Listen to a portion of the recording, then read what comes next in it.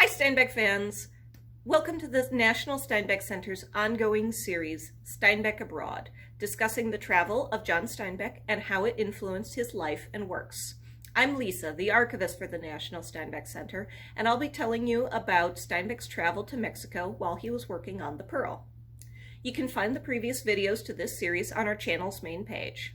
Now, as I said in the Sea of Cortez video, Steinbeck picked up the story of an Indian boy finding a wondrous pearl while he was in La Paz in 1940. This became the basis for the 1947 book and the 1948 film.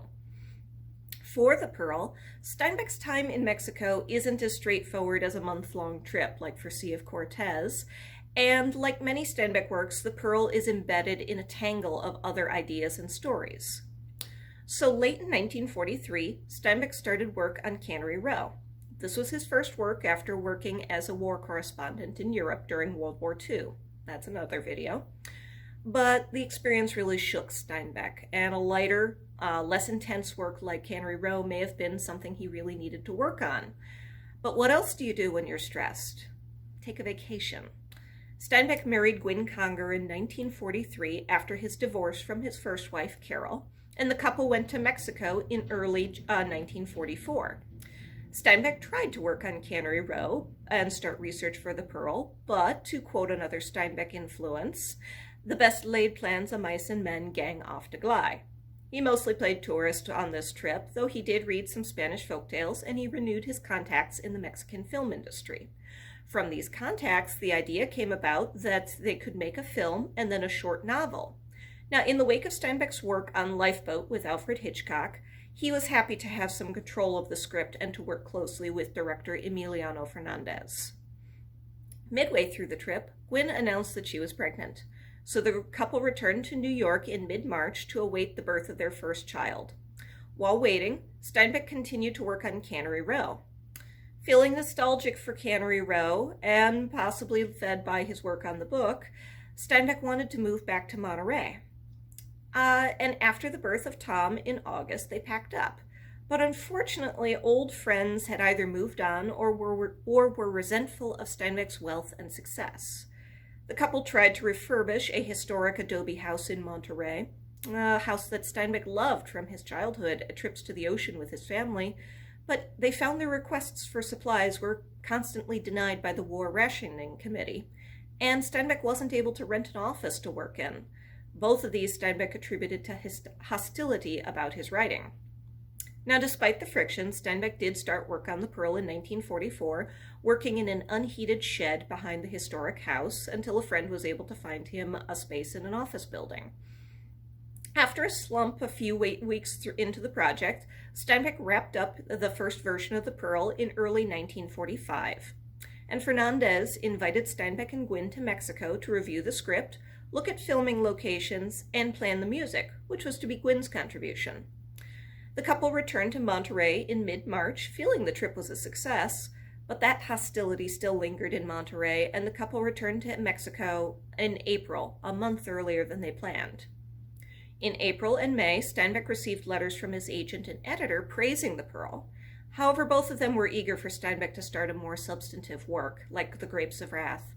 Both were a bit worried he was falling into a career slump, and one of the criticisms that Cannery Row got, published 1945, was that it was insubstantial. They both felt that a novella the length of the Pearl would only add to criticism about insubstantiability. In the meantime, filming was delayed 1, 2, 3 months, and finally, with a bout of food poisoning in July, Gwyn went back to New York. At the end of August, Steinbeck went to Mexico City for casting, script revisions, and to work with Fernandez. And filming finally started in October of 1945. And as if to make up for lost time, filming ran from 7:30 in the morning until it was too dark to run the cameras, and that wasn't even the end of the workday. Steinbeck, Fernandez, and Jock Wagner would sit up late planning the next day's filming and work on the script. So Steinbeck stayed through most of the filming and drove back to New York the first week of December and was stalled by the cold weather and numerous breakdowns. It wasn't a fun drive. Now, the Pearl is a bit of a difficult work to dissect. It certainly has strong Mexican influences in the characters, setting, and plot, but it also has something of Steinbeck's dissatisfaction with what he saw as an overemphasis on material wealth in the United States. It is noteworthy that one of the most dishonest characters, the doctor, is described as wanting to have wealth to rejoin his high society. Compare that to Kino's contentment prior to the scorpion sting that kicks off the whole story. We can see Steinbeck favoring that contentment and simplicity. And Steinbeck also updated some of the details of the story.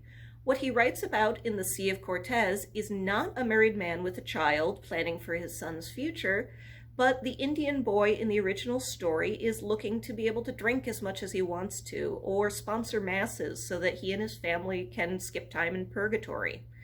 Kino's dream of upward mobility is more in line with the drive for success that Steinbeck criticizes as coming from the United States. So this leads me to the inherent flexibility in this work.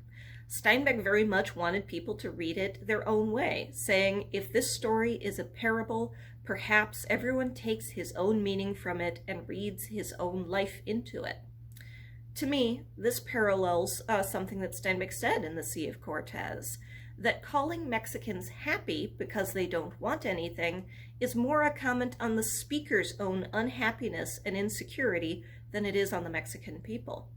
Maybe our views on the Pearl say more about us than the book. Thank you for watching. I hope you enjoyed this video. If you want to stay in touch with the National Steinbeck Center, please take a look in the description for links to our Twitter, Instagram, and Facebook pages. And please visit us on our website, steinbeck.org. While you're at steinbeck.org, please click that donate button. We need your support for this content now more than ever. So, until next time, happy reading!